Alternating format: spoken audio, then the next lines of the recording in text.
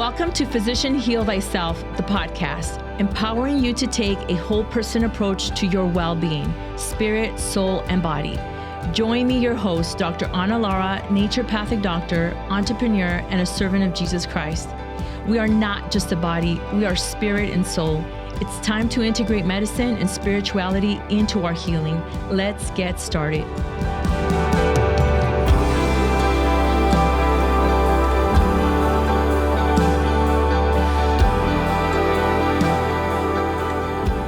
Welcome back to Physician Heal Thyself, the podcast. I'm your host, Dr. Ana Lara. And today we're going to be talking about breath work. And we have Dr. Cory Ostroot joining us and Jessica Waala. They're known as the healing couple. So please help me welcome Dr. Cory and Jessica. Aw, thank you so much. We're excited to be here. Yeah. Very excited. Yeah, I'm excited for you guys to be here. You know, this is a topic that has been asked a lot in my practice. Like, what are the different things that I could do with breath work? And interestingly, during 2020, during COVID, I found myself teaching a lot of my patients how to breathe. And that sounds a little silly sometimes for people who don't understand breath work, right? And so I would get home and my husband would be like, well, how was your day? And I say, well, I taught a lot of people how to breathe today, and explaining what that really means. Oftentimes we hold our breath, under moments of stress or frustration or anger. And so I'm excited to have you both here. I see you guys as the experts in this area. Tell us a little bit about yourself, Dr. Cory and Jessica, and what brought you to doing this kind of work? Oh my gosh, that's a story and a half. I think we can rewind about 8 years. And I had a private practice up in Scottsdale, Arizona.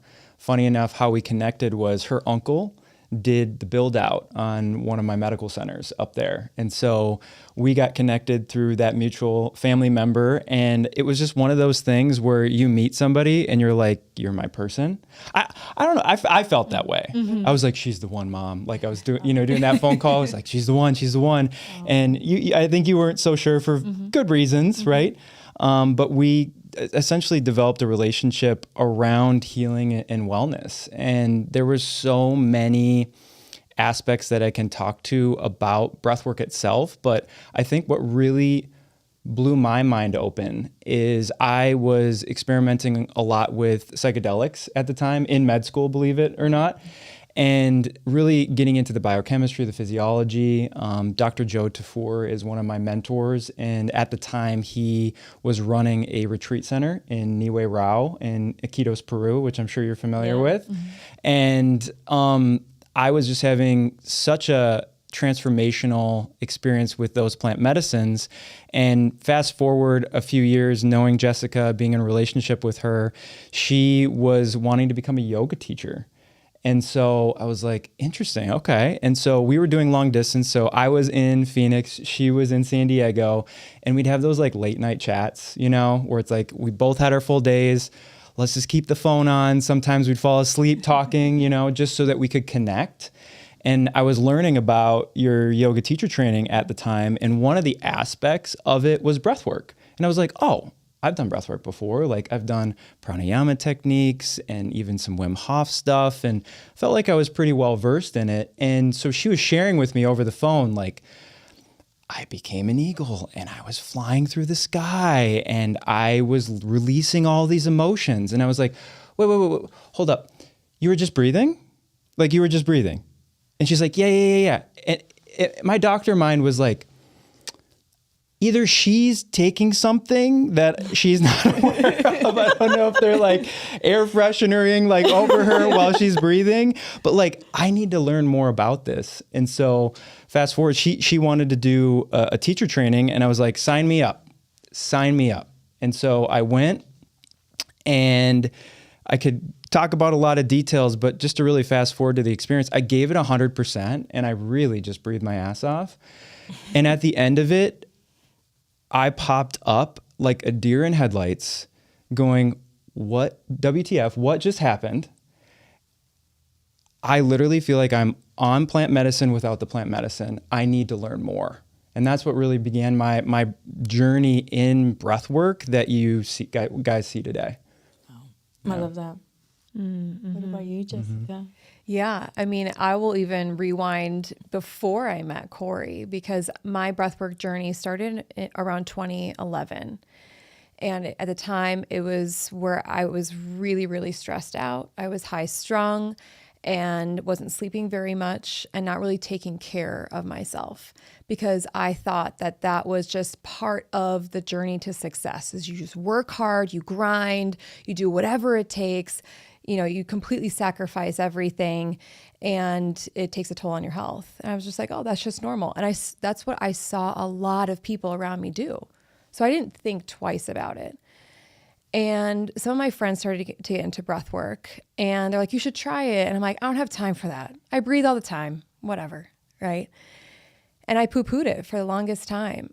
But I saw how calm they were. I saw how happy they were. And I was like, I could use some of that. Because here I was just like, go, go, go, go, go, hustle, hustle, hustle.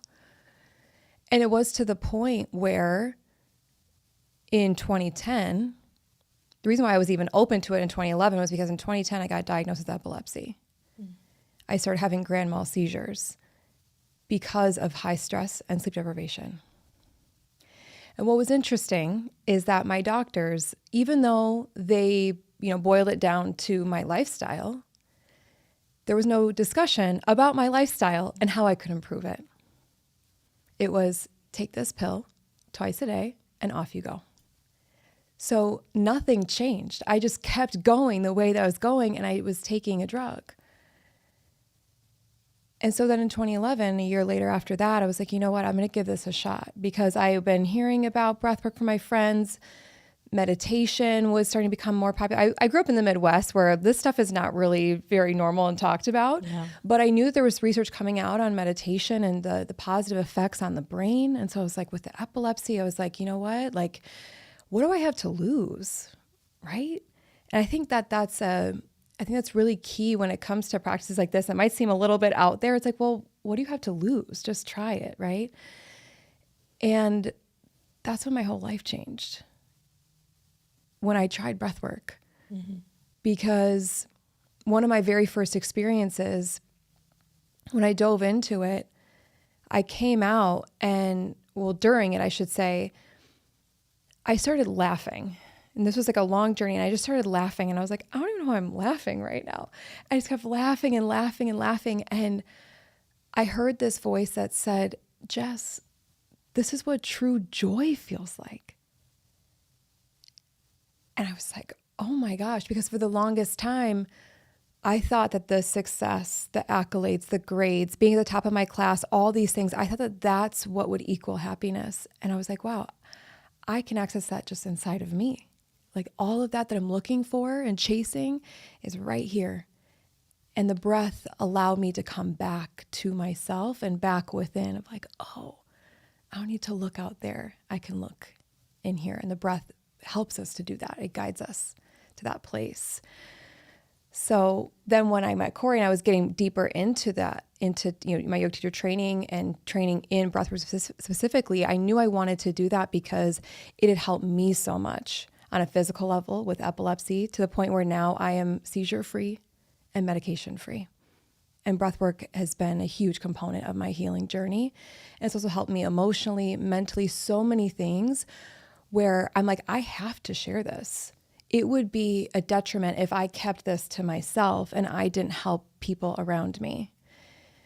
But there was always this part of me that's like, well, that's not a real job. Like, could you really make a living doing that? Like, that's where people to breathe. Yeah. So that was very present for a while. I was like, oh, I'm just going to go into research. My background's in psychology. Like, just do what's practical, do what's logical, but just kept.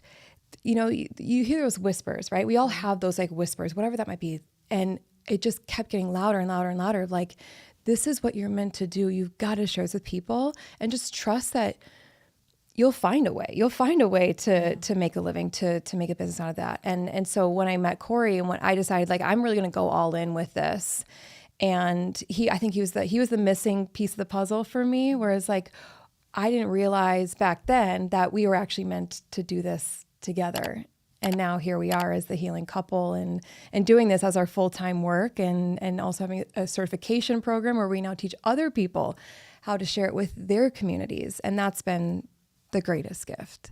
Wow, amazing. That's amazing. Thank you for sharing that. Yeah. How old were you, Jessica, when you started going through having the health issues and then you going into the breath work? Yeah, I was 19 when I had my 19, first grand yeah. mal seizure. I was a freshman in college, and then I got diagnosed in 2010. And the reason I asked the age is because, I want our viewers to know that regardless of the age you're at, like, it's important that we start to make wise life decisions, and you're absolutely right. I can totally relate to your story in regards to, how we're brought up in society that, work hard. Mm-hmm. If you want to succeed, you have to sacrifice sleep and just keep pushing and pushing and, and climb the ladder to success. I think that was one of my 8th grade mottos in school, climb the ladder to success, try harder, try your best, something like that rhymed. And so we do push ourselves to a point at a very young age, especially right now. We see people like that's the modern American lifestyle is, drive yourself to the grave at a very young age. And so I still feel as much as, we see in social media and a lot more people talking about the effects of stress on the body.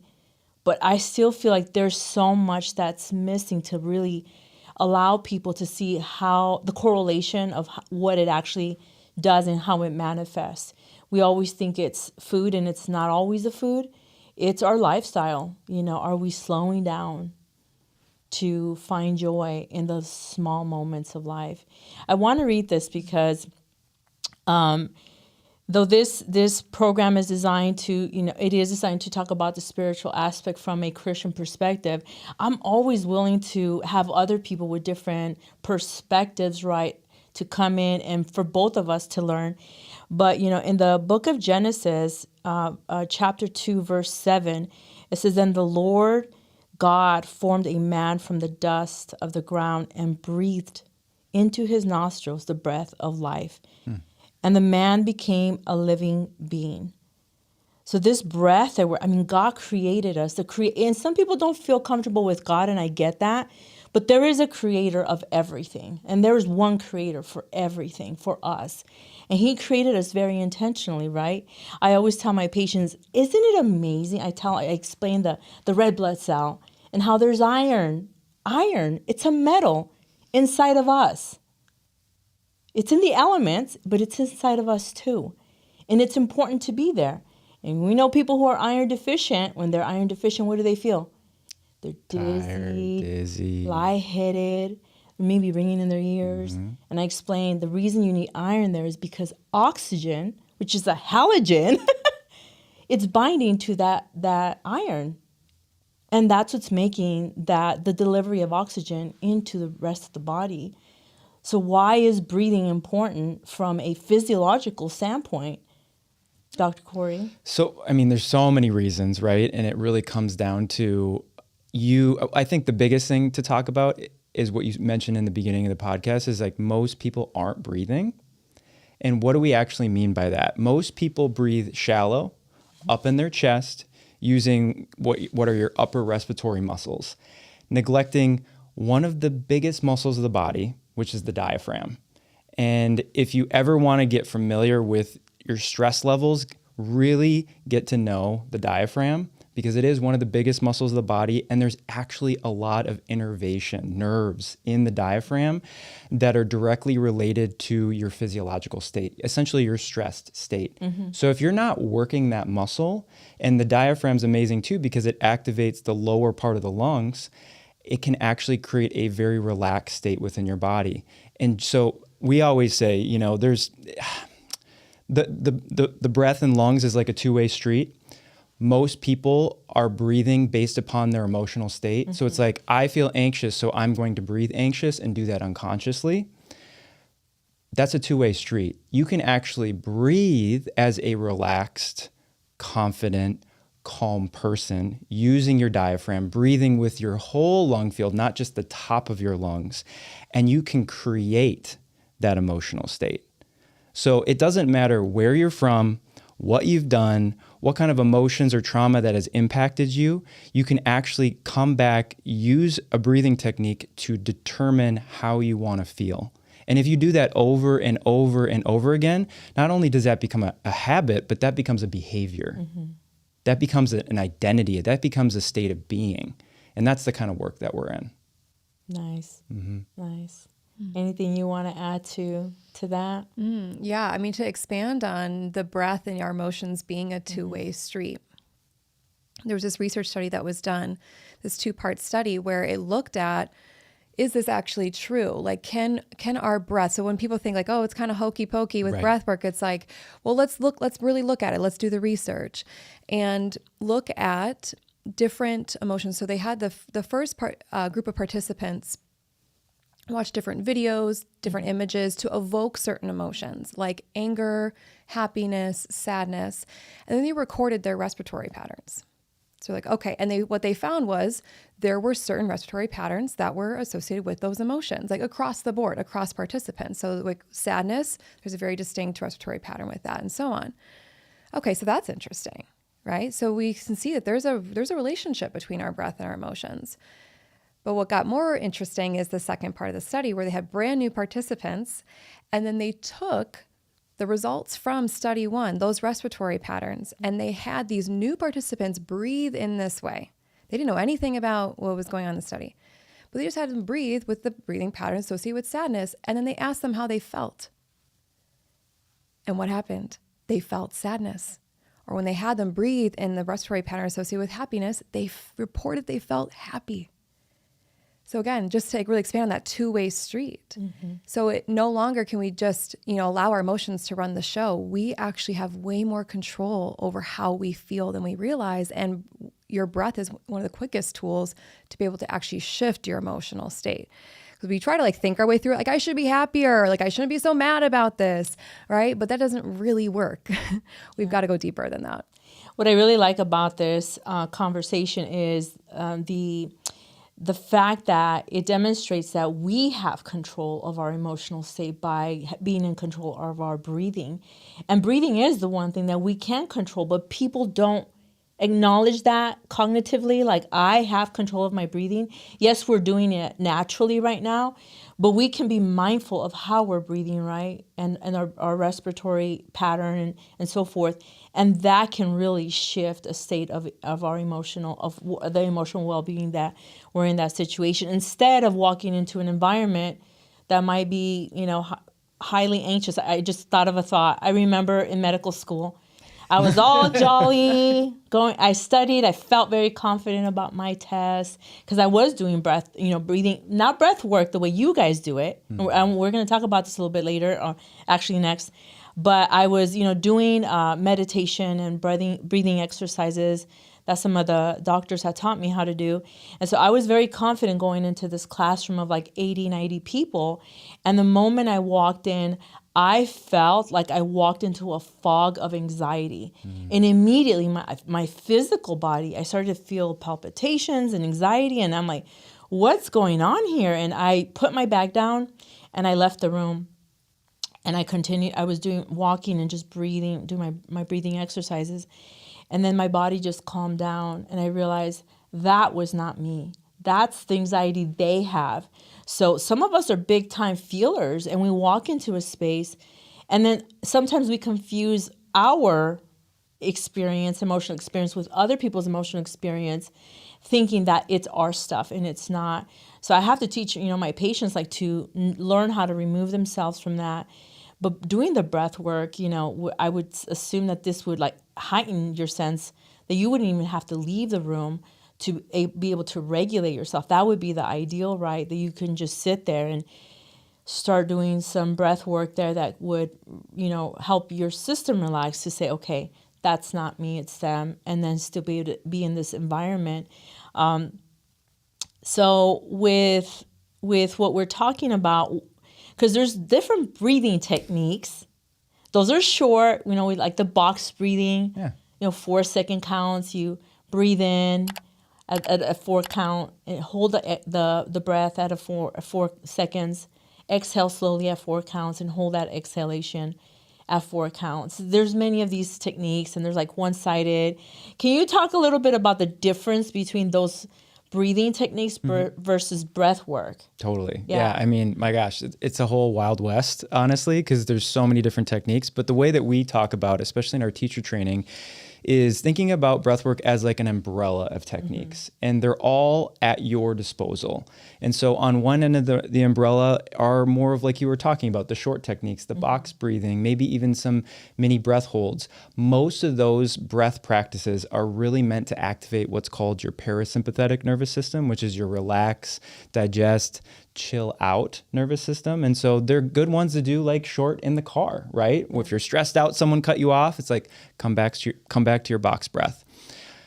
In the middle of the umbrella, and these are more like physiologic, and what I mean is like they're meant to like ramp up your nervous system. They are meant to maybe even improve your cardiovascular performance and your VO2 max.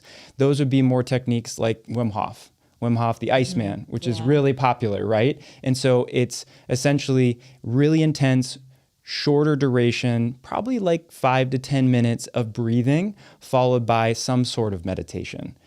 Then on the other end of the umbrella, this is more of what me and Jessica are invested into, which is called transformational or long form breath journeys. There's a bunch of different names for them, but essentially it's a conscious, connected 3-part breath practice.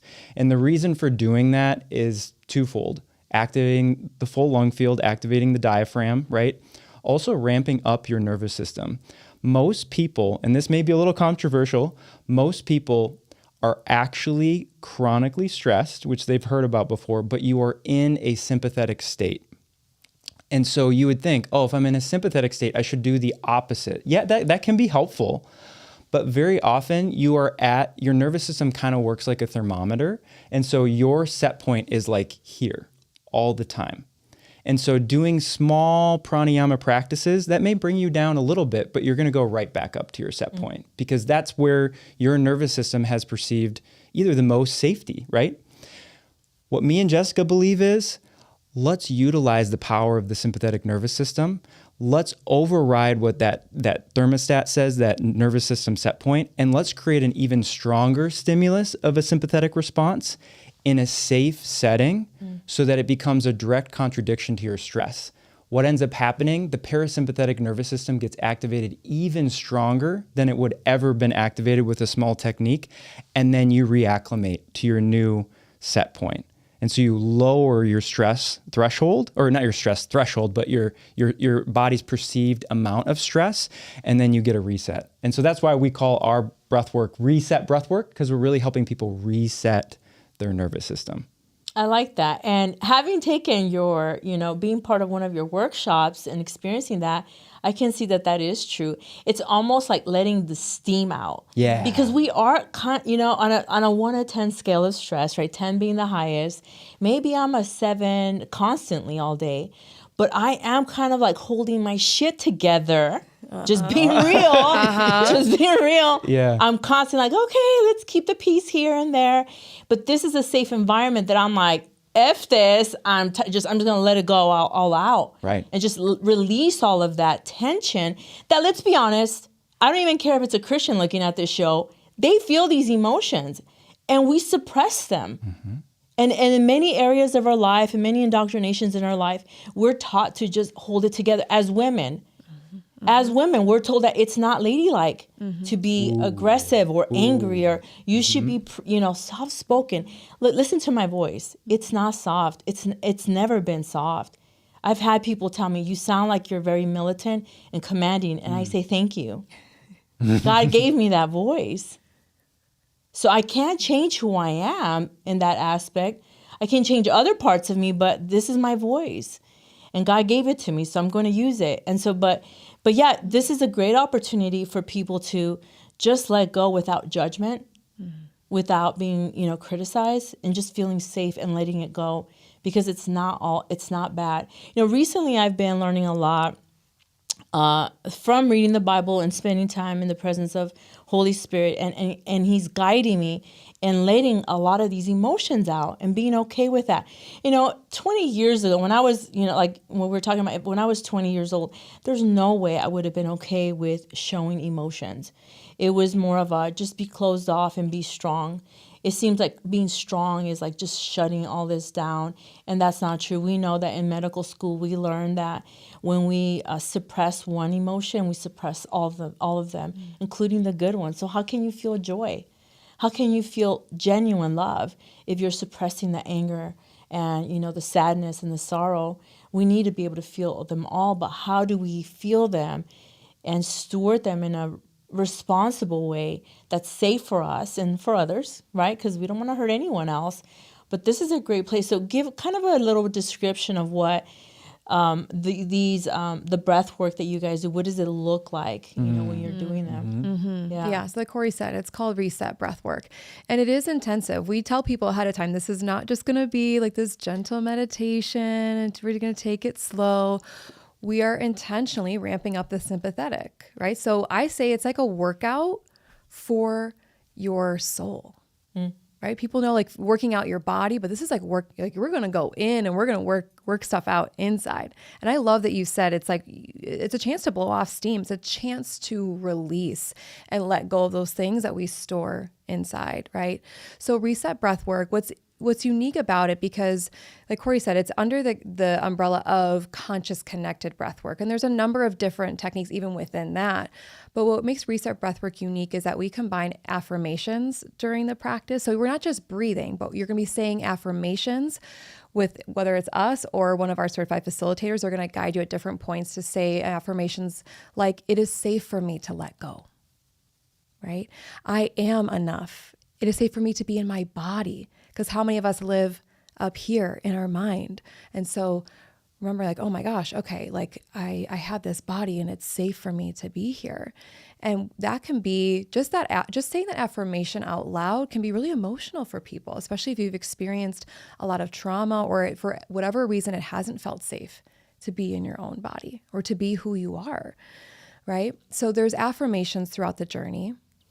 It's done lying down. And I intentionally say journey because it's not just a practice, but it really is from start to finish. Like you go on a journey inward.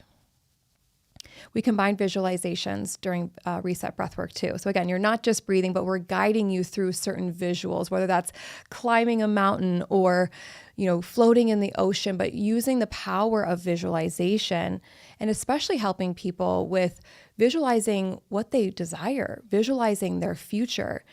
And it gives just enough food for the mind. And what's so powerful about visualizations is, and with the brain, is that our brain doesn't know the difference between what's real and imagined. When we close our eyes and we see something, we see a vision, we see, our most powerful self, or we see the relationship that we want, or we see the amount of money that we want to make, our brain doesn't know the difference between those two. So bring the visuals with the breath, right? We're shifting our emotions and we bring the visuals.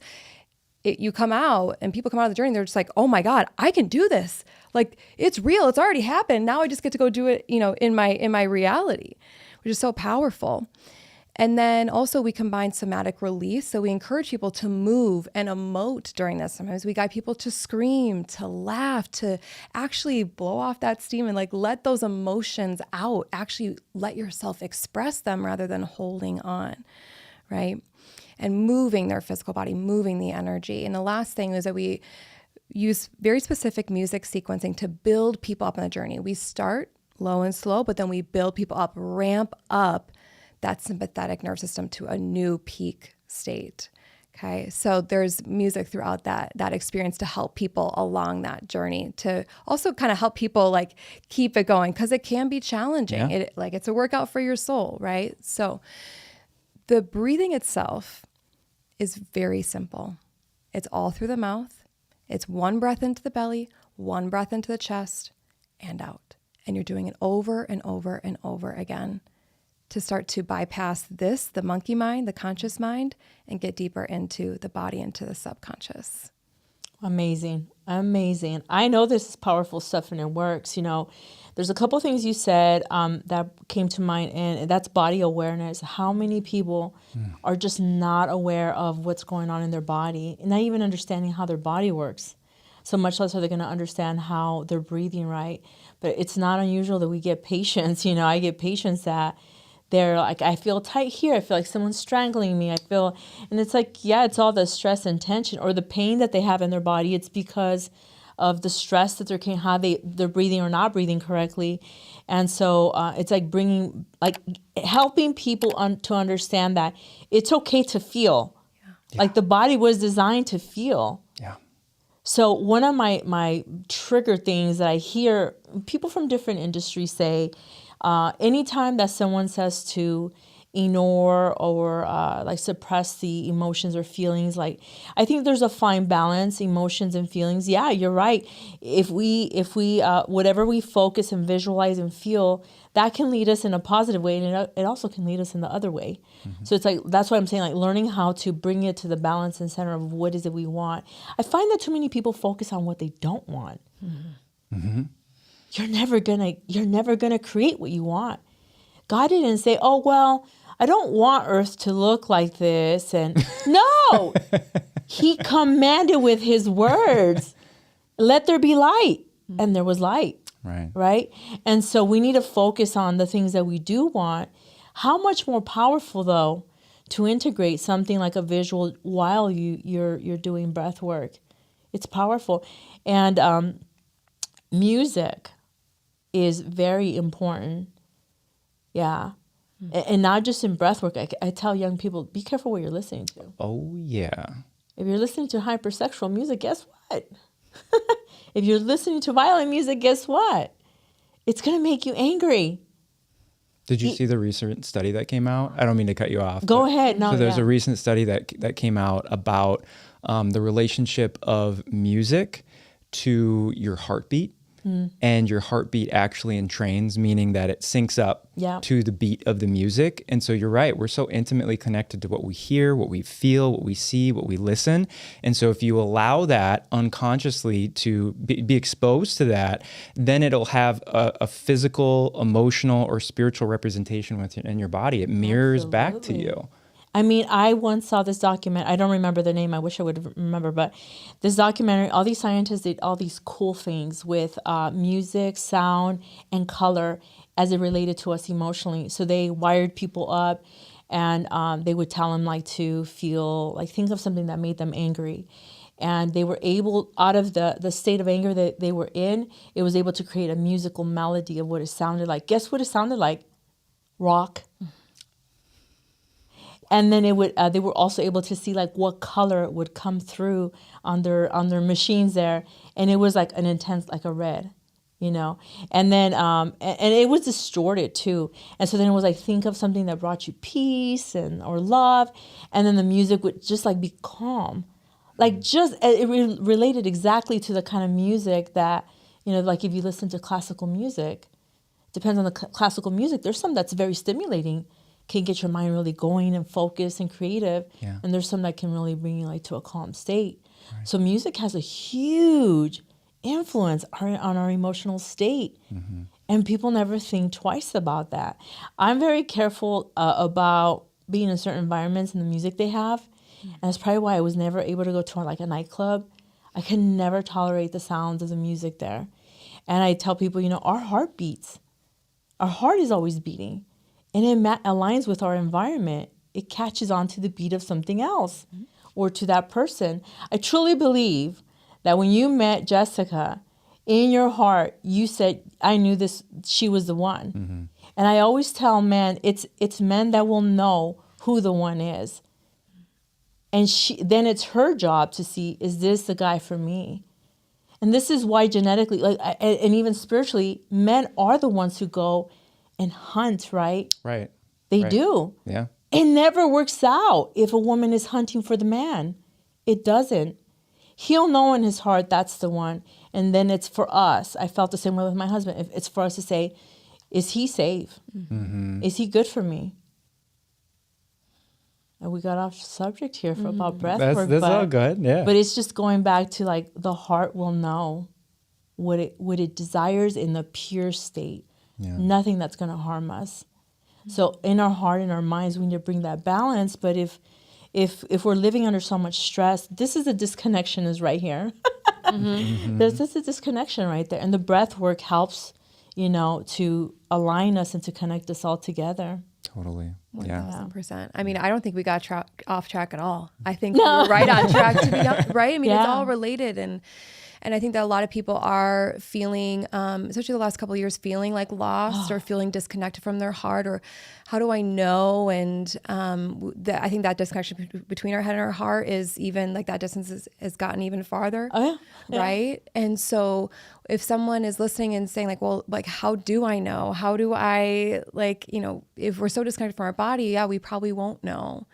And the breath allows us to turn within, to know, to have that deeper connection, to tap into our intuition, right? I think that we're all intuitive beings. I mean, look at kids. We come into this world very intuitive, right? And that often gets dampened over time as we grow older. And so the breath brings us back to that intuition, into that love, back to our heart. We work with a lot of women. A lot of our clientele is women. I was just recently working with a client this week, actually, who is moving through a lot in her relationship and feeling very disconnected, from her partner. And there's so much that her body is holding on to. She was like saying, she's like, wow, she came out. She's like, I didn't realize how much I'm holding my breath in life. Right. And I'm realizing how uptight I am, how much stress I'm holding and tension in my neck and in my shoulders. And it's just keeping her walled off, and so different from where she was in the beginning of her relationship with her partner. And now she's like, okay, I'm booking more sessions. Like, I'm doing this. Like, there's something to this, because she's held on to so much anger and resentment. Like, there's so many things that can get in the way that block our heart from love. So it's like we owe it to ourselves to put those things down and give ourselves that outlet to release those things. Because really, love is the most, it's the highest frequency. It's the highest frequency. Right. It's the most powerful. We can always disintegrate anything with love. It'll offset anything. So a couple of things that you're mentioning about like relationships, I really think that it really comes down to that. We look at the food. What are you eating? Are you exercising? All these things, but everything is relational. We're relating right now to each other. You guys are in a relationship. We're in a relationship with our clients or patients. Every person that we're interacting with, there's a relationship there. And I'm finding that when we don't resonate with things, we start to, kind of get uptight about ourselves and the people and the environment that we're with. And that's very toxic. If you can't be you, if you can't live freely, then you're not going to you're going to be holding your breath. And you're not going to be breathing freely. Have you noticed how babies breathe? They breathe correctly. Yes.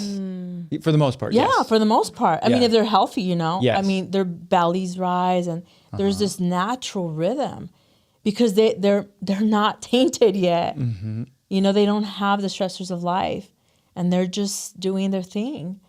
And I do believe that, we are very intuitive beings, however people want to refer to that, but God created us with that ability to be in tune, not just with us, but with Creator, right? There's this force that's coming through us that we're able to make those connections, what's safe, what's not. And that's really the bottom line of our nervous system. Are you safe or not? Bottom line. Are you safe? Yes, I'm safe. And then everything's flowing with ease, right?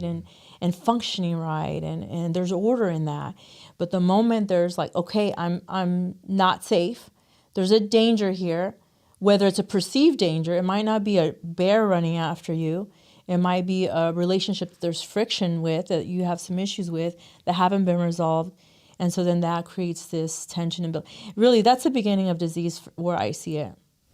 I do too. It's not the food. There's always a tendril. Yeah. There's always a story. Right. To that led to the poor behaviors. Yep. And then leads to disease. Right. Right. Yeah. It's always that there's multiple factors that then lead to those types of patients being in your office. Yeah. But there's always, for me, there's always been an emotional component. Like you, Absolutely. And then you kind of work backwards, right? You like fix the diet and then kind of fix some of the inflammatory foods that you're speaking to. And then maybe you regulate the hormones a little bit. And then it's like, okay, I'm good, but then I'm still having to do all these things to kind of maintain this state. And it's like, did you fix or address the relationship? Yeah. So I have a disclosure. Dr. Cory was my doctor when I was in medical school. Did you know that, Jessica? I did not know that. Yeah. So when I was diagnosed with thyroid issues, I was about 26, 27 years old. And I'm very upfront with my patients about this because I share my story so they can see the human aspect in me and see that what I'm speaking about, it's because it's a firsthand experience, not just from my education and what I've learned, continue to learn. But when I left my doctor's office, I remember, I think it was like 2006. I walked out of the office asking myself, what did I do that got me here? There was something I did that got me here. And I was very disconnected from my heart and my mind because I had suppressed so much emotionally. I didn't want to feel the loss of my brother. He had died of leukemia in 1999. That was the straw that broke the camel's back. But there was a lot more of emotional suppression in my life from a younger age that as I, worked through things, I realized the root causes from the get-go, from a childhood, So it's a journey sometimes. I went in, I got a lot of help when I got into medical school. I was, 95% better than I was before. Otherwise, I would not have been able to become, go through medical school. But the stress of school, and it was the emotional stress. It wasn't even the academics. It wasn't how hard the content was. It was other people. It was the teachers. Yep. Maybe things policies and rules that they were making at the school. I remember in 2015, that really fired me up, Jessica. I felt like I wanted to just be like a lion and attack them because I was trying to protect something. And you know what I was trying to protect? My freedom to choose. And it makes me emotional right now because I feel so strong about my freedom to choose. And I feel strong about every person. You have the freedom to make a choice. God made you as a creation of His to be free and make a choice. And why do we give others the freedom to choose for us? Right. And I say that in every area of our life, not just in healthcare. I say it for religion. I say it for government. I say it in educational systems and family structures, like everything. We don't have the freedom. And, when I became a mother, I saw this little girl, this little person in front of me, and I'm like, I'm her mom? I don't feel like she's mine. But what I'm saying is I didn't feel a possession over her. She is not mine. I am responsible for her care, but she is not an object that belongs to me. And having gone into that mother-daughter relationship without understanding, it allowed me to see her for who she was. And what it allowed me to do was to be the mother that I needed to be to her, not the mother I wanted to be to her. Because if I would have been the mother that I wanted to be, I would have been driving her hard academically, being perfect. You got to get straight A's. I want you to get into the best schools, do the best things, right? Because that's what I wanted. But when I saw my little girl, I'm like, there's no way. She is so right brain. Artistic. Joy is the word that comes. Joy and playful and creative, very intuitive. I mean, she could sense someone's energy and be like, ah. And I taught her to trust that. And so I became a whole different person because I went through my healing journey. And so some of the work that, you got to help me as the medical student and me as a patient this is one of the people that helped me get through school until he graduated and left me behind. I'm just kidding. Wow, the truth comes out. No, but you got me through a critical point that I was like, I'm good here, along with many other people along that journey. But I always talk about people like you to my patients. Like, there were people in my journey that helped me, and I had to be okay with allowing someone to help me, because I had a hard time accepting help. Because when you're perfect in here, you don't feel like you need help, right? So there's so much more to talk about, but there's a couple of things that I want you to touch on, Dr. Cory, that when I did your breath workshop, we talked a little bit about it, and because I mentioned every time I exercise, I feel like I hear God's voice clear. Ooh. Yeah. It's not in a church. I hear him anywhere, but it's when I'm moving my body and I'm in nature on top of a mountain. I love the mountains. I love it. There's something spiritual about that too, because if you the Bible, I've just started to learn the Bible really much better the last 2 years. So I don't want you to think that I'm like a pro at this, because I'm not. I'm learning. I'm a student. But one thing that I've realized and acknowledged is that a lot of these, like Moses and Abraham, they were going out to the mountains to have this communion with God. And that's where they would hear Elijah, go to the mountain on his own, and you would hear God's voice. But you talked about this transient hypofrontality. That's word salad right there. Yeah. Right there. I never forgot. I wrote it down. I want to get it tattooed on me. Because I just love the science and how it does tap into the spiritual side of us too. It does. Yeah. So talk a little bit about that. Oh my gosh. Okay. So this isn't my work. This is the work of Arnie Deitcher. And he is a researcher out of an institute actually in Lebanon, of all places. And so I came across his work quite a long time ago. He did a TED Talk that you can look up around transient hypofrontality. But all it is his research was looking at the brain and how can you create altered states of consciousness, right? Meaning getting out of your head back into your body is what we're talking about, right? Because the brain, its primary role, its most dire role is, yes, to keep you safe, but it's a record keeper of the past so that it can keep you safe. Yes. Most people just know the first part, but that's the whole part. And the problem is with modern day society, modern day stresses, we can get wrapped up and get in such a sympathetic state that it impacts our health, our emotions, and our spirituality. And so how can you get out of here? Transient hypofrontality, the word salad word, is the way to do that. And so what all that means is, if you are actively with your physical body doing a repetitive thing over and over and over again, you will down-regulate. That's the hypofrontality. You will down-regulate the neocortex, the front of your brain, down-regulate it, and so then nervous system energy will go to other parts of your nervous system.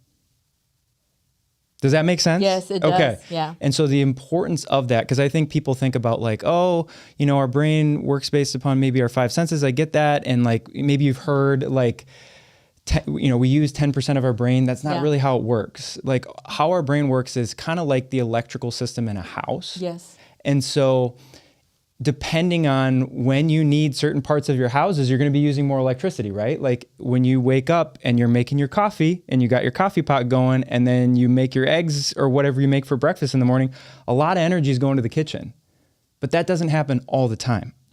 But there are certain parts of our house that use a lot more electricity than others, right? Like our kitchen, the stove, the furnace, the AC uses a lot more electricity than maybe just your computer or your light bulb. Right. The brain works in the very same way. So our neocortex, the front part of our brain, it's like the kitchen. It needs a lot more nervous system or electrical energy compared to the rest of the brain. And so that can make it really difficult because the front of our brain is about being decisive and analytical and making decisions and cutting people off and analyzing, right? And that only gets you so far in life as far as your happiness and peace. And so if you can do a repetitive task over and over and over again in a safe setting like this breathwork technique, you're going to downregulate your frontal cortex, and you're going to send nervous system and electrical energy to places like your amygdala, which processes and regulates your emotions, to your hippocampus that stores your emotional memories, and hopefully rewrite them. Hopefully give you a different context of them. It's really quite like when people come to our experiences, they're like, wow, it's like I unplugged my brain. Yeah. And then I replugged it back in a way that makes me feel so much better. So in a nutshell, that's kind of what transient hypofrontality is. Do you see this must be experienced in many different ways, like even through exercise, right? Because like Totally. hiking, even when I go to kickboxing, so it's not kickboxing with other people. There's a punching bag there. Yeah. And everything's very repetitive. And when I leave, I feel like I'm in a meditative state. I almost have to like just wait in my car and just sit for a little bit because I'm so relaxed. Good. And this is where I tell people, if you can get into this state, your creativity is going to kick in. I feel like a lot of, even this podcast came through a time I was working out, all the ideas, all of this is just, it happens through these kinds of activities. So I really encourage, our viewers to consider breath work, activities that get you into the state daily. Mm-hmm. Not once a week or once a month, once in a while. It has to be a daily thing. How often do you, because I remember you guys saying with this kind of breath work, the reset, you don't want to do this daily. It's like once a week? It depends. I mean, I think when you were asking me after the workshop, for most people, once a week is probably a good way to approach this because you are ramping up the nervous system in a really intense way. And so you don't want to necessarily be doing this every day, all day long. But we work with clients in certain particular situations where people maybe have had a lot of emotional trauma or they're very, very, very stressed out. And so we're trying to reset that nervous system. And so making it a daily practice can be inserted in a medical setting. Mm-hmm. Nice. Yeah. What are the benefits that you see people when they do commit to this breath work continuously? Oh my gosh. I'm sure it's so many stories. Right. Oh my gosh. I mean, like, if I were to say like one blanket statement is people just completely become a brand new person. Yeah. Yeah. They're like, we have an 8-week program called the Reset, even just doing it every week for 8 weeks. They're like, I look back and I don't even know who that person was 8 weeks ago. That person who held on to so much fear, who kind of played small, things were okay, things were good. And now I'm just going for it. I'm confident. I can do anything. I'm taking action. There's been things I've been sitting on for years, like, oh, someday, like I'll do that. Like I'm just doing it now. Like I don't even have to think about it. And that's the beauty of it, is that you shift your internal state, you shift your identity. You start taking new action that you don't even have to think about. It just becomes a part of who you are. It's way more natural.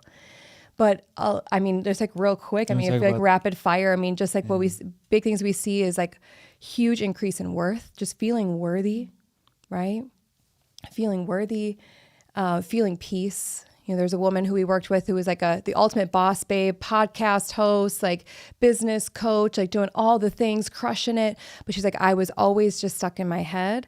And I didn't realize how much I was holding on to as far as just anger and sadness. But I didn't go there. I didn't want to feel those emotions. I just want to keep going. Yeah. And she released all that. She's like, what was underneath it all was peace. And now she operates her business in a totally new way. It's like with ease, it's with flow, it's with peace. And people are coming to her. She doesn't have to try so hard. I don't know if you want to speak to any other things that we Physical stuff see. has been interesting. Yes. Yeah.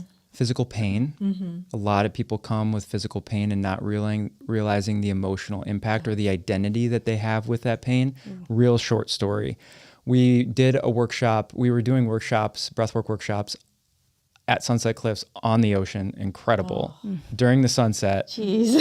And we asked for shares at the end. Yeah. And there was this young woman right up front. And you always know when it's like, okay, this is going to be a good share. Because it's just like, they're like, yeah, me, yeah, like I'm ready. And she's like, long story short, I'm a gymnast. I was a gymnast at a really high level. Yeah. I completely punished my body to the point where I think she said her right knee was bone on bone, and she's like in her early 30s. I'm in pain all the time. Yeah. I don't want to have to get a knee replacement, but like that's clearly what's been on the docket. That's what the doctors have been saying. And why she raised her hand is she's like, I don't know what you did to me. I love when they say that. I don't know what you did to me, which is not true. It's like you breathed. You But We didn't do anything. You did it. Magically. but I, for the first time in 12 years, don't feel any pain. And I mean, just bawling. Because she's like, I didn't even remember what this feels like to not be in pain. Interesting. Yeah. Sometimes people just don't even know what it's like to be normal. Yeah.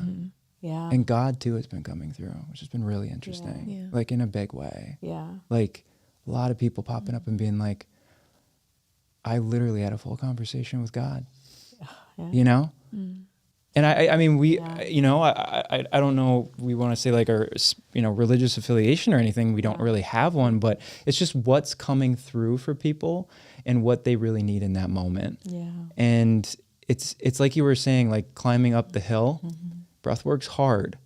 But once you get to the top of that hill, things are so quiet. They're so internally quiet in your mind, in your voice, and everything's just clear.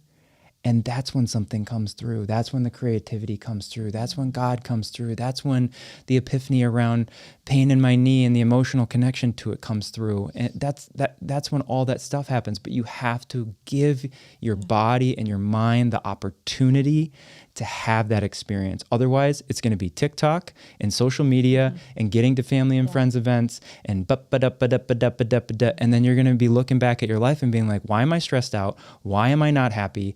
Why am I feeling this way? And it's like, because you didn't give your body the opportunity to heal. Yeah. Isn't that the truth? I am in between many different worlds. I feel like the science and the spiritual, and I want to marry these two because God created all of this. You know, man created religion, Yeah. but God is God. Yeah. And when Jesus came, he didn't come to start a new religion. Did you know that? He came to get rid of religion and the law, all the laws and the things that were going on. Yeah. Yeah, God has order. There's an order to things. There's a certain process to things. But how can we, and I guess that's why I feel so strong about freedom, because Jesus came to free people from religion and to be in relationship directly with God, the Creator. And so he came, and the Pharisees, who were very legalistic, you know, they were very critical, like, you're not supposed to do this, it's the Sabbath, and you're not supposed to heal on the Sabbath. And Jesus is like, you know, the Father heals whenever he wants. To tell God. Like we and I say this in a confident and humble way, like, you know, we're like grains of sand in a big beach. We're nothing if we really look at it. We humble ourselves, but yet God created us in his image. And he gave us power, and he gave man power and authority and dominion over all things. And there's a balance to that. That doesn't mean be arrogant and be powerful over other people, right? There's a balance to that. But I do believe that God is using this kind of, breathing. The reason I wanted you guys to talk about it is because I feel like sometimes in the Christian circle, they look at this as it's evil. Right. They do. Like breathing is evil. Yep. Right. Then stop breathing. Say that again. Stop. Breathing is evil. So hold your breath. Yeah. Hold your breath and see how long you live. You know, breathing is the one thing we need to do. Like, with how long is it after a minute or a couple? Like, if we stop having oxygen, we just die. Well, it depends, but yeah, I mean, like 2 minutes. I mean, some people can really have a high tolerance to you know, hold their breath, but that's different. Yeah. Most people, if we don't get oxygen into the brain, we're done. Done.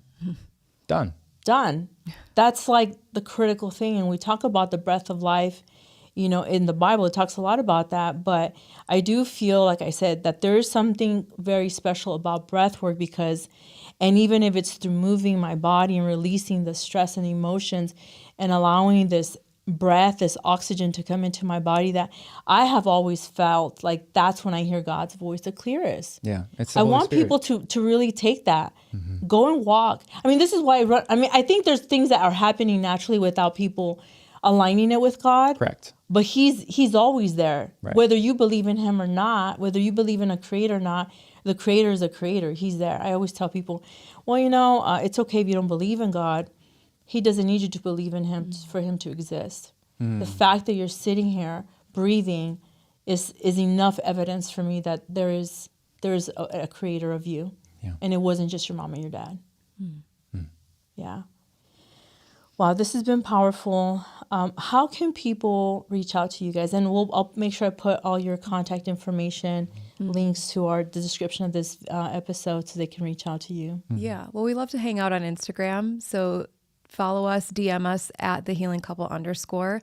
If you listen to this episode, if there was something that really stuck with you or resonated with you, please say hello in the DMs and let us know what that was. We'd love to hear it. And if you're like, okay, I want to take the next step, I want to take that deep dive, I want to know what this is all about and not just experience deep breathing in a yoga class or Wim Hof like we've been talking about, but really go on a deep journey, we'd love to have you. We do monthly virtual Reset Breathwork journeys, and we have people that join us from all over the world. It's really cool. And also we give you the recording too, so you can be able to practice on your own even afterwards. We do those once a month, and you can go to thehealingcouple.com/events, and we love to gift your audience their first class for free, so just come experience it, right? Yeah. And you can just use the code BREATHE100 for any of our monthly workshops, and it might just change your life. It will change your life. Yeah. I mean, change your life. It changed your life. Yeah. So these are examples of what breathing will do. I still think it's funny to say, yeah, we're teaching people how to breathe. But being doctors, we know that a lot of people come in and they don't know how to. I spent 30 minutes one time teaching a guy just how to do the box breathing technique. Amazing. 30 minutes. Yeah. He just couldn't get it. Right. And high cortisol, he was an attorney, just running, in a hurry all the time. And then when he did get it, he was like, oh, I feel weird. Yeah. I feel weird. Yeah. Yeah. Because he doesn't know what to feel. People don't know what calm is. Yes. They think it's weird, or they think they're tired. Oof. Chills. Yeah. Chills, yeah. People need to really experience, and that's the feedback that we get after our journeys, is people actually are able to identify with what that feeling is inside their body. Now you can acclimate to it. Yeah. Now when you go throughout your life, oh, this is happiness. Oh, this is peace. Oh, this is surrender, right? There's all these varying emotions that we get to identify with, and then we don't just get to go, oh, that's weird, and disassociate from it. Yeah. Because you're really saying no to your body. You're saying, I am like, oh, this is different. I like this. I want more of this. That's what we should be saying. Yeah. Thank you both so much. Yeah. I really appreciate you. You guys are a beautiful healing couple. A beautiful healing couple, guys. Thank you for joining us on this episode, and we'll see if we maybe in the future have another one. Never know. Whatever you want. Thank you guys for joining us in this episode of learning how breath work works and what are some of the benefits that it can bring to your life. I really encourage that you reach out to the Healing Couple, take advantage of that promo, and take your first class. It doesn't hurt you to try this for your life and see how it can transform you. Thank you for watching, and until next time, be blessed. Thank you for listening to Physician Heal Thyself, the podcast. If you like what you've heard, please like, share, and subscribe. Help this message reach more people who may need to hear it. Leave your comments. I want to know what you think. If you're interested in learning more about Raices, visit our website at raicesndmedcenter.com. Until next time, be blessed.